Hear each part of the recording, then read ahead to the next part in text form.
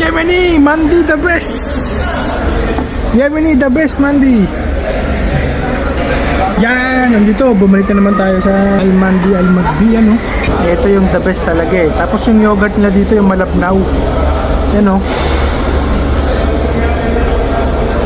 Malabnaw na yogurt. Tapos caramelized onion, no.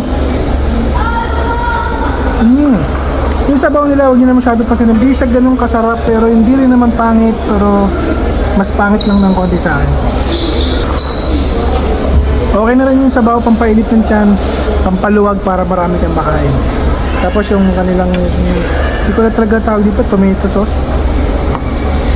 Halo mo na ng ganyan. Okay, sarap magkamay.